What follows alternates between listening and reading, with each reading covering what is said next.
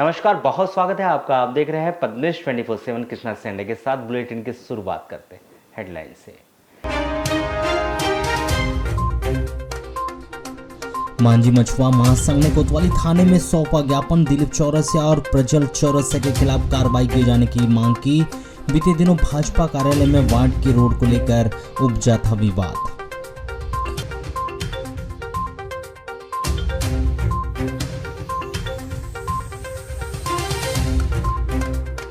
चिकला में एक महिला की विद्युत करंट से हुई मौत। परिजनों के द्वारा प्रताड़ना से तंग आकर आत्महत्या की जाने की कही जा रही बात। श्रम अधिकारी पर रिश्वत मांगने का लगाया आरोप।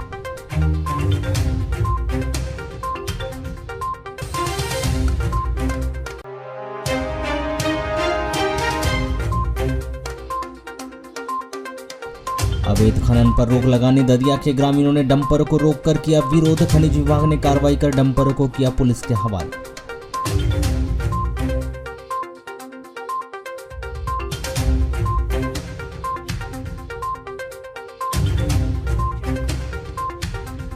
वारासिवनी के स्थानीय अनाज मंडी में नहीं थम रहा धान चोरी का सिलसिला। जेवनारा सिवनी से कृषक की धान हुई चोरी।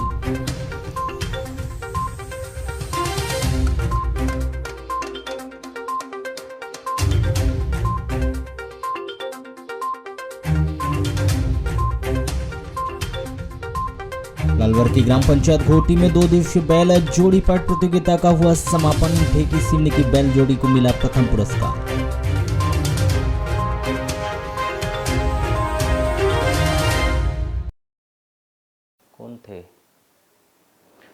जिले में संयुक्त किसान मोर्चा के बैनर तले राष्ट्रीय किसान मजदूर महासंघ की मध्य प्रदेश इकाई के किसान मजदूरों की समस्याओं को लेकर पूरे प्रदेश में किसान मजदूर बचाओ यात्रा निकाली गई, जो संयुक्त किसान मोर्चा में शामिल 13 राज्यों से पधारे विभिन्न किसान संगठनों के पदाधिकारियों ने हरी झंडी दिखाकर 40 दिवसीय इस यात्रा का शुभारंभ किया, जो 8 अक्टूबर को बालाघाट पहुंची।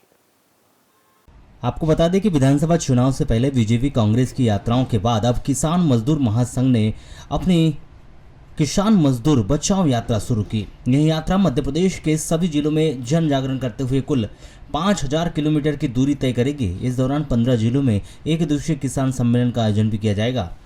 किसान संघ के पदाधिकारियों ने बताया कि केंद्र व राज्य सरकार निरंतर किसानों और मजदूरों के हितों की उपेक्षा कर रही है।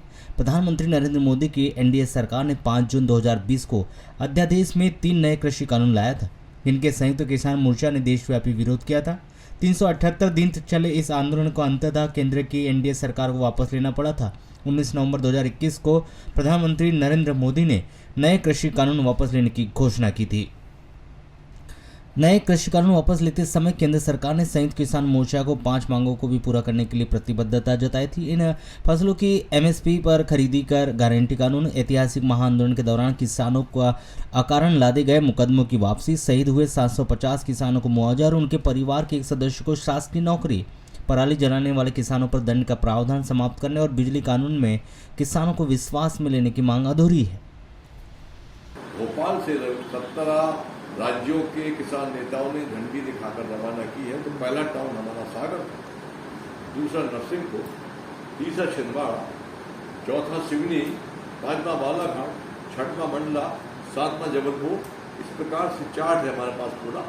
आप लोग अगर व्हाट्सएप नंबर दे देंगे तो आपको हम पूरा वो डाल देंगे। हमारा 10 पेज का मांग पत्र है। कितने जिलों से बालाघाट पहुंच रही यात्रा, तो किसानों के बीच में जो जनसंपर्क इतने जिलों से होकर बालाघाट पहुंच रही है यात्रा, तो क्या प्रमुख समस्या निकल के आई किसानों के बीच से? किसानों ने अपनी बात रखी है आपके सामने क्या? देखिए, किसानों की समस्याओं का सुनने का आपके पास समय नहीं है। 166 समस्याएं हैं। नकली खाद की है, नकली बीज की है। नकली बीज छिंदवाड़ा में आया, मक्का का पूरा किसान बर्बाद हो गया। सिंचाई कर जो डबल कर दिया है, जहाँ कुएं और तालाब में सिंचाई कर बैठ जाइए, लगता था वो नहीं। लालबरा नगर मुख्यालय से लगभग 5 किलोमीटर दूर ग्राम पंचायत ददिया के वैनगंगा नदी के पोटिया पाट रेत घाट ददिया के नाम से स्वीकृत है, परंतु उक्त घाट से अवैध रूप से तुमड़ी टोला के ग्रामीण खैरी के नाम की रॉयल्टी लेकर ददिया घाट से अवैध रूप से रेत का परिवहन कर रहे हैं, जिससे ग्राम ददिया के ट्रैक्टर मालिकों व ग्रामीणों में आक्रोश व्याप्त। अवैध रूप से रेत के खनन एवं परिवहन पर रोक लगाने की मांग को लेकर ग्राम ददिया के ग्रामीणजन व ट्रैक्टर मालिकों ने रविवार को सुबह 9 बजे आधा दर्जन से अधिक रेत से भरे डंपरों को बमनी के आगे ददिया बाईपास रोड के समीप रोककर विरोध प्रदर्शन किया। जब तक प्रशासन के द्वारा इस अवैध रेत परिवहन पर प्रतिबंध नहीं लगाया जाता, डंपर को जाने नहीं दिया जाएगा। ग्रामीणों के द्वारा बनगंगा नदी के ददिया घाट से अवैध रूप से खैरी घाट की रॉयल्टी के नाम से रेत की चोरी कर डंपर से परिवहन किया जा रहा है, जिस पर रोक लगाने की मांग को लेकर डंपरों को रोककर विरोध किए जाने की जानकारी लगने के बाद थाना प्रभारी, राजस्व विभाग व खनिज विभाग के अधिकारी घटनास्थल पर पहुंचे। यहाँ ग्रामीणों से संबंधित विभाग के अधिकारियों को अवगत करवाया गया कि बैनगंगा नदी पोटियापाट के आगे से ददिया के नाम से रेत घाट स्वीकृत है, जो नदी के साथ ही तुमड़ी टोला की ओर का वन विभाग का कुछ हिस्सा ददिया क्षेत्र में आता है और ददिया रेत घाट स्वीकृत होने के कारण 70 लोगों ने ट्रैक्टर खरीदी कर रेत घाट से रेत परिवहन कर रोजगार प्राप्त करते हैं और ददिया की ओर से रेत निकालते हैं। उस ओर पानी अधिक होने के कारण रेत नहीं निकाल पा रहे और तुमड़ी टोला की साइड में पानी नहीं है, इसलिए तुमड़ी टोला के लोग ददिया घाट की सीमा से गत दिवस से रेत का अवैध रूप से खनन व परिवहन कर रहे हैं। अगर पूरी रेत निकल जाएगी तो उन्हें रोजगार नहीं मिल पाएगा, इसलिए अवैध रेत परिवहन पर रोक लगाए। जिसके बाद खनिज विभाग, राजस्व विभाग के अधिकारियों ने आक्रोशित ट्रैक्टर मालिक व ग्रामीणों को समझाइश दी कि मामले की जांच कर कार्रवाई की जाएगी और प्रशासनिक अधिकारियों के द्वारा रेत घाट पहुंचकर निरीक्षण किया गया तो पाया गया कि ददिया घाट की रेत को वन विभाग के क्षेत्रों से पेड़ों को काटकर अवैध रूप से परिवहन किया जा रहा है, जिस पर राजस्व व खनिज विभाग के द्वारा पंचनामा कार्रवाई कर रेत से भरे करीब आधा दर्जन से अधिक डंपरों पर कार्रवाई करते हुए थाने में अग्रिम कार्रवाई के लिए खड़ा करवा दिया गया है। जिसके बाद ददिया के ग्रामीण व ट्रैक्टर मालिकों का आक्रोश शांत हुआ है। ददिया रेत घाट से जबकि वह रेत घाट हमारे कब्जे में है, उसकी चोरी से रेत के द्वारा हमारे साइड पे रेत मिली जा रही है। हमने उसकी अटैक की ताकि हमारी रेत बचे और हमारे ट्रैक्टर मालिक को उसका फायदा। ऐसा आपके गांव में कितने ट्रैक्टर हैं जहां वहाँ पे चल लगती है? कहाँ पर? आपके ददिया घाट में? ददिया में ट्रैक्टर है, 55 ट्रैक्टर है। अच्छा, अभी रोजगार मिलना चाहिए, अभी नहीं मिल रहा है क्या? अभी पूरे रोजगार बंद है। जैसे पूरी रेत निकल जाएगी उस साइड से तो फिर कुछ बचेगा वहाँ पे? कुछ नहीं बचेगा। अच्छा, हमारे पास पूरा पानी भरा हुआ है। क्या चाहते हो आप लोग? हमारा मकसद ये है कि हमारे उधर की ट्रैक्टर प्लस डंपर जो रेत निकल रही है वह बंद हो।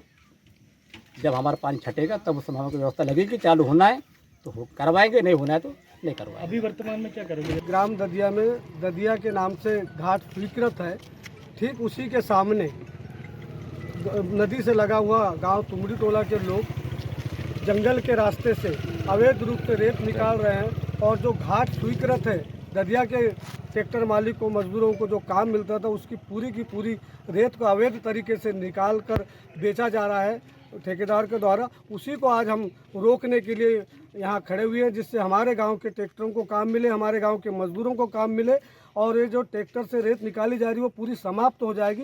तो ग्राम ददिया के ट्रैक्टरों को काम नहीं मिलेगा, मजदूरों को काम नहीं मिलेगा, जिसके कारण हम इस काम को बचाने के लिए, मजदूरों के काम को बचाने के लिए, ट्रैक्टर के लिए, रेत बचाने के लिए आज हम लोग यहाँ खड़े हुए हैं और हमने कंपनी से मांग करते हैं कि वो रेत जो निकाली जा रही है अवैध तरीके से जंगल के रास्ते से, जिसका कोई नियमानुसार, कोई कानून के तरह से कोई नियम नहीं है, फिर भी वहाँ से जंगल के रास्ते से, फॉरेस्ट से रेत निकाली जा रही है। हजारों वृक्षों को नुकसान पहुंचाकर कंपनी के द्वारा निकाले जा रहे हैं, अवैध है। इसको हम रोकने के लिए यहाँ पर ग्रामीण जनों के साथ खड़े हुए हैं। आपने प्रशासनिक स्तर पे किससे इस संबंध में चर्चा की? अभी प्रशासनिक तौर से हमने टीआई साहब को संकेत कर दिया है और हम अभी जो माइनिंग अधिकारियों से भी हमारी बातचीत हुई है, अभी वो पहुंचने वाले हैं, पहुंचे नहीं अभी। विगत कितने दिनों से ऐसा चल रहा है? ये विगत 3 साल से चल रहा है। कई बार प्रयास किया पर शासन प्रशासन ने इस बात पर किसी प्रकार का गौर नहीं किया है, जिससे हमारा जंगल खराब हो रहा है, हमारी वन संपदा खराब हो रही है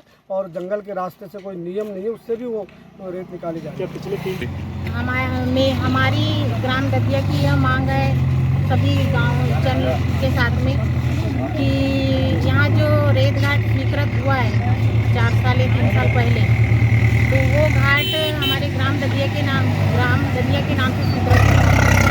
ग्राम ददिया रेत घाट के नाम से स्वीकृत हुआ था, जिसमें ठेका उनका 3 साल का था या कितने साल का था मुझे नहीं मालूम, मैं अभी नई हूँ, मुझे लगभग 1.5 साल हो गया आए हुए सरपंच में। तो अभी नया ठेका होने वाला है, सुनने मिला है, मगर ये ठेका हुआ है नहीं हुआ है मुझे नहीं मालूम। मगर यहाँ अवैध तरीके से अभी कुछ 4-5 दिन पहले से रेत चोरी की जा रही है।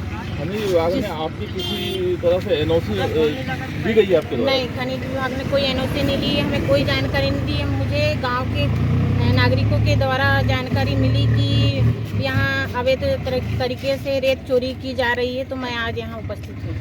अच्छा, आपके ददिया घाट से रेत चोरी हो रही है क्या? हाँ, हमारी ददिया घाट सीमा से रेत चीज़। चोरी हुई है। ये जंगल की भूमि वन भूमि कहलाती है। एक्चुअली क्या है कि तहसीलदार साहब का फ़ोन आया, टीआई साहब का फ़ोन आया कि ग्राम दधिया में ग्रामीणों के द्वारा वाहनों को रोका गया है। इनका सूचना यह था कि ग्रामीणों के द्वारा बताया गया कि अवैध रूप से रेत लेके आता है। इससे मौके में आपने क्या पाया सर? अब मौके पर आया कि देखा, ग्रामीणों के द्वारा बताया गया कि ये समस्त वाहन तुमड़ी टोला से भरकर लाते हैं और इसकी जो रॉयल्टी है इनके द्वारा बताया गया कि वहाँ पर कटाते हैं। तो अभी ऑनलाइन चेक किया जाएगा कि कहाँ से लाते हैं और कहाँ ले जाते हैं, उसके बाद उनमें आगे कार्रवाई। मौका स्थल पर मुआयना करने के पश्चात आपको क्या प्रतीत होता है? ये देखने से यह प्रतीत होता है कि ये पूरे जो है और ग्रामीणों के द्वारा बताया गया है, ये वन विभाग की ज़मीन है। वन विकास जो है आपका लामता परिक्षेत्र पड़ता है, वन विकास निगम का उसका क्षेत्र है। तो चूँकि वन विकास निगम का क्षेत्र है तो ये क्षेत्र अधिकार वन विभाग का लगता है। तो अब चूँकि सारे कोई भी खदान या किसी चीज़ भी लेने के पहले माइनिंग जो एनओसी लेते हैं वन विभाग से, तो उसका नियम ये है कि किसी वन विभाग से 300 मीटर की परिधि में खनन नहीं हो रहा है। अब चूँकि अब 300 मीटर का दायरा लेंगे तो जो अभी जो देख के आए हैं वो 300 मीटर के दायरे में है। तो ये मेरे हिसाब से यदि वन विभाग को इस चीज़ की जानकारी होगी या वन विभाग का ज़मीन होगा तो उनका क्षेत्र अधिकार बनता है, उनकी पूरी कार्रवाई बनती है कार्रवाई करने की। बेटा बचाओ अभियान की राष्ट्रीय सचिव व जिला पंचायत सदस्य ज्योति उमरे के द्वारा 8 अक्टूबर को लांजी भिलाई मार्ग पर आंखों पर काली पट्टी बांधकर एक दिवसीय मौन धरना प्रदर्शन किया गया। धरना प्रदर्शन के दौरान जिला पंचायत सदस्य ज्योति ईश्वर उमरे ने पत्रकारों से चर्चा करते हुए बताया कि उनके द्वारा ग्रामीणों के साथ मिलकर सिविल अस्पताल लांजी की अनियमितताओं की कई बार शिकायत की गई। साथ ही 75 ग्राम पंचायतों के सरपंचों के द्वारा भी शिकायत की गई, फिर भी विभाग के द्वारा कोई ध्यान नहीं दिया जा रहा है। 2 बार धरना देकर के स्वास्थ्य विभाग व प्रशासन को जगाने की कोशिश की गई। अनियमितताओं की जांच किए जाने पर दोषी पाए जाने पर भी कोई कार्रवाई नहीं की गई। जोरों से प्राइवेट क्लिनिक को बढ़ावा दिया जा रहा है, दवाइयों को बाहर से मंगवाया जा रहा है। ऐसी स्थिति में उन निवेदन है कि निराकरण नहीं कर सकते तो उन पर कार्रवाई नहीं कर सकते तो सिविल अस्पताल लांजी को हमेशा के लिए उनके नाम से कर दिया जाए, ताकि लोग सिविल अस्पताल को प्राइवेट अस्पताल समझकर अपनी सुविधाओं से अपने जेब में पैसे रख कर आए। उनके खिलाफ मेरी जनता द्वारा मुझे शिकायत आई थी और बहुत सारी अनियमितता भी पाई गई थी, जिसके कारण मैंने जब जांच करवाया तो उसमें दोषी भी पाए गए। उसके बावजूद भी कोई कार्रवाई नहीं किया गया। मेरे द्वारा ज्ञापन भी दिया गया, उसके बावजूद कोई कार्रवाई नहीं हुई और मैंने 3 तारीख को धरना प्रदर्शन दिखाई दी लांजी बस स्टैंड पे। उसके बाद आज अभी तक के उस पर कोई कार्रवाई नहीं हुई और कई 75 जो सरपंच है उनकी भी हस्ताक्षर उसमें थे। उसके बाद कोई कार्रवाई नहीं की। फिर मैंने बालाघाट जाकर के कलेक्टर साहब के नाम पे ज्ञापन दिया और आज मैं 8 तारीख का धरना प्रदर्शन की काली पट्टी बांध के मैं दे रही हूँ करके। उसके बाद कोई कार्रवाई नहीं हो रही है। इतनी सब कुछ 2-3 बार मैं बार ज्ञापन दे रही, उसके बाद कोई कार्रवाई नहीं हो रही है। क्यों नहीं हो रही है ये चीज़ समझ में नहीं आ रही। इसका मतलब यही है कि कानून, सरकार और अधिकारियों के आंखों में पट्टी बंधी हुई है और यहाँ की जो बड़े बड़े जनप्रतिनिधि है, विधायक है, तो विधायक तो रोगी कल्याण समिति के अध्यक्ष होती है, उनकी भी जनता के प्रति कोई उनके जो अन्याय हो रहा है, जो उनको लाभ नहीं मिल रहा है, सुविधाएं नहीं मिल रही हॉस्पिटल में, उस पर भी कोई उनका ध्यान नहीं है। जो टिकट लेकर के दिल्ली तक जा सकते हैं, टिकट के चुनाव लड़ने के लिए टिकट लेने के लिए वो दिल्ली तक जा सकते हैं, वो दिल्ली तक पहुंच सकते हैं, लेकिन क्या बोलते हैं जनता के लिए जो अन्याय हो रहा है उसके लिए लड़ नहीं सकते। आज मैं ज्योति उमरे हर चीज़ के लिए लड़ रही हूँ, उसके बावजूद भी कोई कार्रवाई नहीं हो पा रही है। मैं कलेक्टर साहब से निवेदन करना चाहती हूँ, जब आप कार्रवाई कर ही नहीं रहे हो तो एक काम करिए, आप सुजाता गेडाम और डॉक्टर गेडाम के नाम से हॉस्पिटल इनके नाम से कर दीजिए, ताकि जनता को समझ में आए कि प्राइवेट हॉस्पिटल है तो अपनी सुविधा से पैसे रखकर इलाज करने जाए, अपनी सुविधा से उनके नाम पे हॉस्पिटल रजिस्टर कर दे। यही एक बस रह गया है। कोतवाली पुलिस ने नगर के वार्ड नंबर 32 नर्मदा नगर में फांसी के फंदे पर लटका एक 19 वर्षीय युवती का शव बरामद किया है, जहां युवती के किराए के मकान में फांसी लगाकर आत्महत्या किए जाने की बात भी कही जा रही है। मृतक युवती का नाम दलवाड़ा हालमुकाम वार्ड नंबर 32 नर्मदा नगर निवासी 19 वर्षीय राजेश्वरी पिता प्रेमलाल एड़े बताया गया है, जहां मामले की सूचना मिलने पर मौके पर पहुंची कोतवाली पुलिस ने युवती का शव बरामद कर पंचनामा सहित अन्य आवश्यक कार्रवाई पूरी की और जाफा 174 के तहत मर्ग कायम कर जिला अस्पताल में शव को पोस्टमार्टम करवाकर अंतिम संस्कार के लिए शव परिजनों को सौंप दिया गया है और मर्ग कायम कर जांच शुरू कर दिया गया है। हालांकि युवती ने ऐसा कदम क्यों उठाया, फिलहाल इसकी पुष्टि नहीं हो पाई है। वहीं युवती की इस संदेहास्पद मौत को लेकर पुलिस ने हर एंगल से मामले की जांच भी शुरू कर दी है। पुलिस से मिल रही जानकारी के अनुसार मृतिका राजेश्वरी वार्ड नंबर 32 में भोजराज लेल्लार के घर अपने भाई भाभी के साथ किराए के मकान में रहती थी, जो कॉलेज की पढ़ाई कर रही थी। शनिवार को मृतिका के भाई भाभी घर पर नहीं थे। जब वह घर वापस लौटे तो कमरे में राजेश्वरी को फांसी पर फंदे पर लटका हुआ पाया गया, जिसकी सूचना उन्होंने तुरंत ही कोतवाली पुलिस को दी, जहां पुलिस ने तत्काल ही मौके पर पहुंचकर आवश्यक कार्रवाई पूरी की। वहीं शव का जिला अस्पताल में पोस्टमार्टम करवाकर अंतिम संस्कार के लिए शव उनके परिजनों को सौंप दिया गया है। फिलहाल मृतिका के फांसी लगाने का कारण अज्ञात है। उधर पुलिस ने मर्ग कायम कर विवेचना शुरू कर दी है। इसे वन विभाग की लापरवाही कहे या अधिकारियों का उदासीन रवैया कि प्रमुख बांस उत्पादक जिला बालाघाट में बांस से बनी सामग्रियों का व्यापक तौर पर प्रचार प्रसार नहीं हो पा रहा है। शायद यही वजह है कि वन विभाग के द्वारा बांस से बनवाई गई विभिन्न सामग्रियों की खपत उम्मीद के अनुसार नहीं हो पा रही है और बांस से बनी सामग्रियों की बिक्री के लिए बनाया गया बैम्बू इंटरप्रिटेशन सेंटर अपनी बदहाली पर आंसू बहाता हुआ नजर आ रहा है। बालाघाट जिले के वन उत्पादों में बांस अपनी खासियतों के चलते देश दुनिया में पहचाना जाता है। बांस उत्पादन और इससे बनने वाले आकर्षक सामग्रियों के निर्माण के लिए वन विभाग के द्वारा निर्माण केंद्र भी बनाए गए, लेकिन जिले के कारीगरों के द्वारा कड़ी मेहनत के बाद बनने वाले बांस के उत्पादों को उम्मीद के मुताबिक खरीदार नहीं मिल पा रहे हैं। पुलिस लाइन रोड स्थित बैम्बू इंटरप्रिटेशन सेंटर के हाल यही बता रहे हैं कि यहाँ बांस से बने दैनिक उपयोग को लेकर घर को सजाने तक के बांस से बने उत्पाद विक्रय के लिए प्रदर्शित किए गए, लेकिन विडंबना यह है कि आमतौर पर कुछ लोग ही खरीदारी करने पहुँचते हैं। यहाँ पहुँचने पर पता चलता है कि महीने भर में कितने का कारोबार होगा ये तय नहीं है। कभी यहाँ 2000 तो कभी 5 से 10,000 रुपये की बिक्री होती है। इस सेंटर में सामान्य अथवा मध्यम वर्गीय लोग बांस से उत्पाद खरीदने न के बराबर आते हैं। जो इस सेंटर में आते हैं वो अधिकारी वर्ग या आर्थिक रूप से संपन्न लोग ही आते हैं। वहाँ भी महीने भर में 1 से 2 बार ही आते हैं। ऐसे में बांस से बने उत्पादों की बिक्री काफ़ी कम हो रही है। वहीं इसकी बिक्री बढ़ाने के लिए वन विभाग के द्वारा इसका व्यापक प्रचार प्रसार नहीं किया जा रहा है, जिसके चलते बांस से बनी सामग्रियों की बिक्री के लिए बनाया गया बैम्बू इंटरप्रिटेशन सेंटर महज 100 पीस बनकर रह गया है, जिस पर जिम्मेदार अधिकारियों का कोई ध्यान नहीं है। जब इस पूरे मामले को लेकर दूरभाष पर की गई चर्चा के दौरान मुख्य वन संरक्षण APS सेंगर ने बताया कि ऐसे उत्पादों को वन मेला या अन्य राज्यों व शहरों में लगने वाले प्रदर्शनी में बेचा जाता है। साथ ही ऑर्डर लेकर भी बांस उत्पादों का निर्माण किया जाता है। CCF सेंगर ने आगे बताया कि गर्रा डिपो में CFC वर्कशॉप है, जहां शिल्पकार बांस के उत्पाद बनाते हैं, जहां से बैम्बू इंटरप्रिटेशन सेंटर में इन्हें डिस्प्ले किया जाता है ताकि लोग इन उत्पादों की खरीदारी कर सके। यहाँ खरीदार कम पहुँच रहे हैं, जिसके लिए वन विभाग जिम्मेदार नहीं है। यह सेंटर वन विभाग के भवन में संचालित हो रहा है। इन उत्पादों को बनाने वाले समूह या संघ की जिम्मेदारी है कि वह इसका प्रचार प्रसार करें। ललबरा नगर मुख्यालय से लगभग 5 किलोमीटर दूर ग्राम पंचायत घोटी के स्कूल टोला पट मैदान में बैल जोड़ी पट प्रतियोगिता समिति के तत्वाधान में 7 अक्टूबर से जारी 2 दिवसीय बैल जोड़ी पट प्रतियोगिता का 8 अक्टूबर को समारोहपूर्वक समापन किया गया। इस 2 दिवसीय बैलजोड़ी पट प्रतियोगिता में बालाघाट जिले सहित अन्य जिलों की आधा सैकड़ा से अधिक बैलजोड़ियों को प्रथम राउंड में दौड़ाया गया, जिसके बाद 8 अक्टूबर को दोपहर 3 बजे फाइनल दौड़ प्रारंभ हुई। इस फाइनल दौड़ में ढेकी सिवनी के निरंजन पटले की बैलजोड़ी ने अपने प्रतिद्वंदी बैलजोड़ी को हराकर प्रथम पुरस्कार 16,000 रुपये प्राप्त किए। इसी तरह अन्य 30 नंबर तक की विजेता बैलजोड़ी मालिकों को अतिथियों के हस्ते पुरस्कार वितरण किया गया। इस फाइनल दौड़ के दौरान पट मैदान के चारों ओर लोगों की भीड़ रही, जिसके द्वारा इस पट प्रतियोगिता का लुत्फ उठाया गया।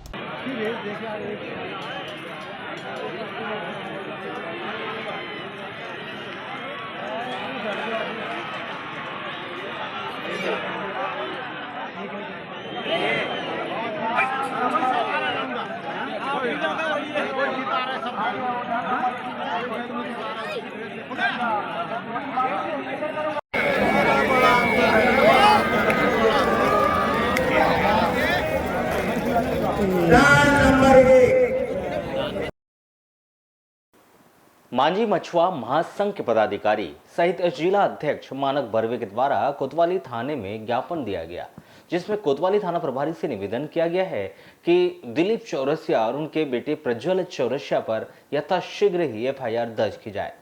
उन्होंने बताया कि कुछ दिन पूर्व ही मांझी मछुआ महासंघ के जिलाध्यक्ष मानक बर्वे के साथ दिलीप चौरसिया और प्रज्वल चौरसिया के द्वारा अभद्र भाषा का प्रयोग कर गाली गलौज कर जान से मार डालने की धमकी दी गई थी।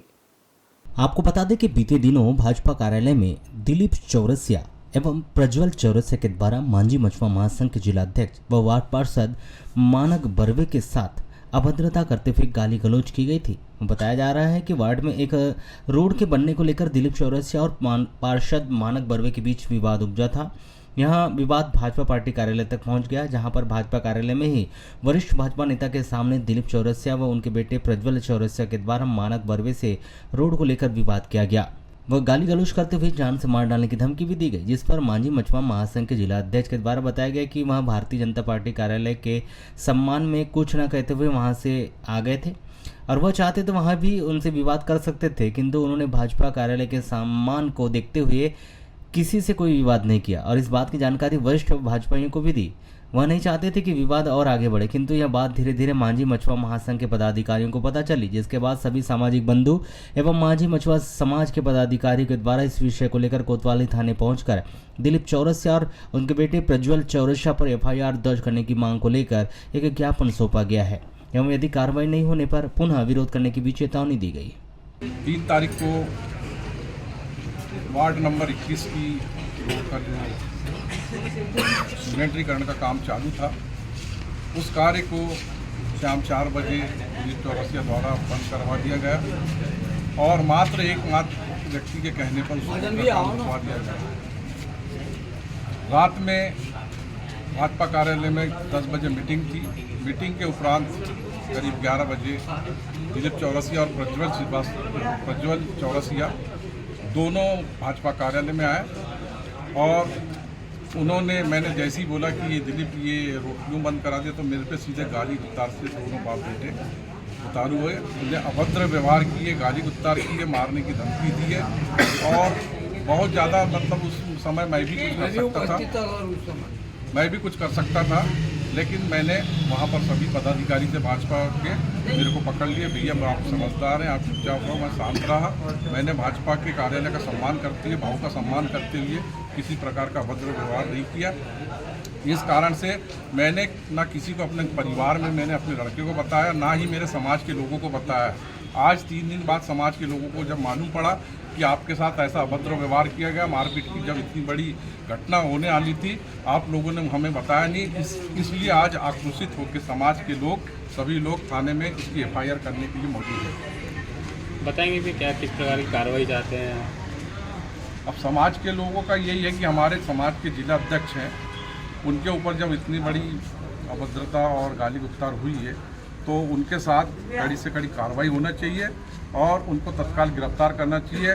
और एक चीज़ बता दूं, दिलीप चौरसिया के नाम से 1 साल से स्थायी वारंट भी निकला हुआ है और उसकी आज तक की कोई गिरफ्तारी नहीं हुई है। उन्हें तत्काल गिरफ्तार किया जाए और उनके ऊपर कार्रवाई की जाए। समस्या को लेकर 4 दिन पहले बीजेपी कार्यालय में हमारे मांझी समाज के महासंघ के जिला अध्यक्ष मानक जी बर्वे के साथ दिलीप चौरसिया और उनके पुत्र प्रज्वल चौरसिया ने अभद्र व्यवहार किया, जो कि एक निंदनीय घटना है। कार्यालय में सभी मौजूद थे, उनके सामने की है। हमारा समाज उससे आक्रोशित है और हमारा समाज चाहता है कि इस पर तत्काल कार्रवाई हो। अगर जल्द से जल्द आपकी मांगे पूरी नहीं होती और कोई कार्रवाई नहीं होती तो मांझी मछुआ समाज के द्वारा अगला कदम क्या होगा? तो जिले भर का जो मांझी समाज के जितने भी लोग हैं वो एकत्रित होकर के जन आंदोलन करेंगे और कुछ उग्र रूप लेगा यहाँ। तो इसलिए प्रशासन को या पुलिस को कोई अल्टीमेट समय दिया गया है कि कितने दिनों में कार्रवाई होनी चाहिए? अभी तो यही साहब ने बोले कि तत्काल कार्रवाई होगी, अगर कार्रवाई नहीं होती तो हम उग्र आंदोलन करेंगे।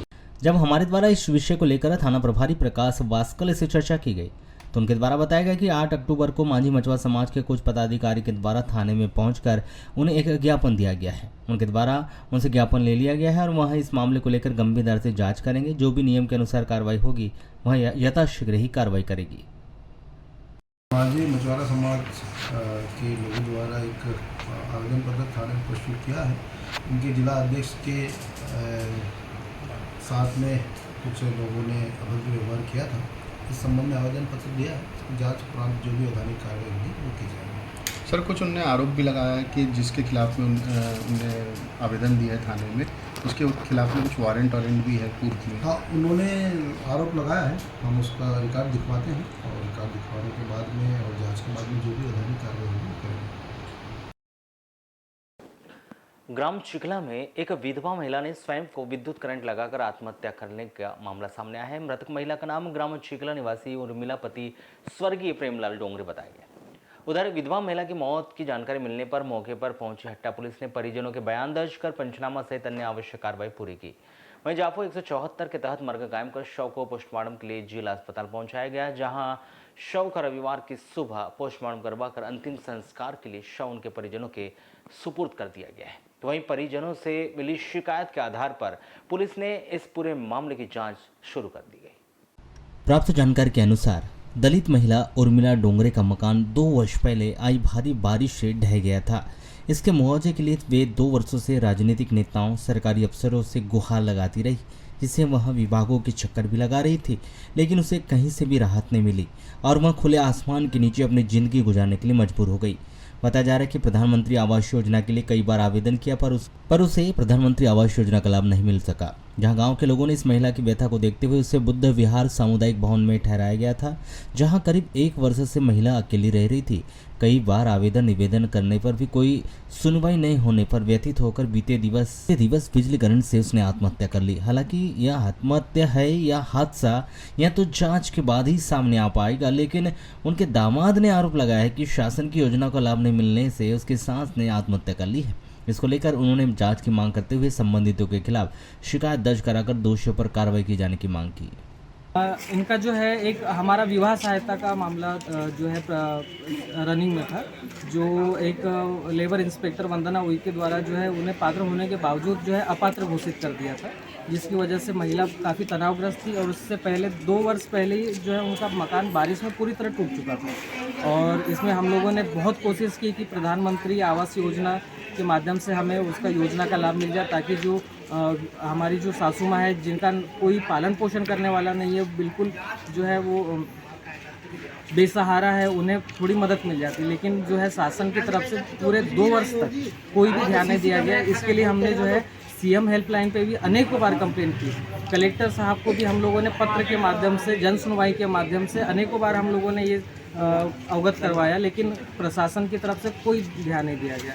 मजबूरवश जो है महिला ने जो है आत्महत्या जैसा कदम उठाया। वंदना उइके जी जो है श्रम अधिकारी है, चूँकि जो है विवाह सहायता का जो प्रकरण है ये पंजीकृत था और ये जो है प्रोसेस हो चुका था, यानी पास हो चुका था। ये पास होकर के किरनापुर जो विकास खंड है अपना, वहाँ से जो है भुगतान के लिए कलेक्टर कार्यालय में आया था। लेकिन यहाँ पर जो लेबर इंस्पेक्टर है वंदना उइके, इन्होंने जो है जब ये निरीक्षण करने के लिए पहुँचे तो वहाँ पर इन्होंने रिश्वत की मांग की थी 10,000 रुपये। चूँकि महिला जो है बेसहारा होने की वजह से, गरीब होने की वजह से वो नहीं दे पाई, जिस वजह से उन्होंने ये झूठी वहाँ पर जो है रिमार्क डाला कि महिला की ज़मीन है, जबकि महिला की ना किसी प्रकार से कोई ज़मीन है, कृषि भूमि है, ना उनके पास ढंग के रहने का मकान है। उसके बावजूद भी जो है श्रम अधिकारी ने उनको ये कहकर अपात्र किया कि उनके पास कृषि भूमि है, जो कि सरासर झूठ था। रिश्वत की जो मांग की गई थी, क्या इसकी शिकायत कहीं किए थे? जी, इसकी शिकायत हम लोगों ने जो है ये सबसे पहले हम लोगों ने सीएम हेल्पलाइन पे की। सीएम हेल्पलाइन पे हम लोगों ने अनेकों बार शिकायत की, उसके बाद भी वहाँ से हमें कोई जब नहीं मिला वहाँ से निराकरण, उसके बाद हम लोगों ने जन सुनवाई में इसकी शिकायत की। जन सुनवाई में पहुंचकर जब हम लोगों ने शिकायत की तो यहाँ पर भी हमें कोई जब निराकरण नहीं मिला, तो हम लोगों ने पत्र के माध्यम से रजिस्टर्ड पोस्ट से मुख्यमंत्री महोदय, आपका कलेक्टर महोदय और प्रधानमंत्री ऑफिस तक हम लोगों ने पत्राचार के माध्यम से सूचना पहुँचाई, लेकिन फिर भी हमें कोई समाधान नहीं मिला। कैसे इन्होंने आत्महत्या की? इनका जो है जो पानी गर्म करने वाला जो रॉड है उससे खुद को करंट लगा करके जो है इन्होंने कल शाम को 6 बजे के आसपास, 5:30 बजे के आसपास आत्महत्या की।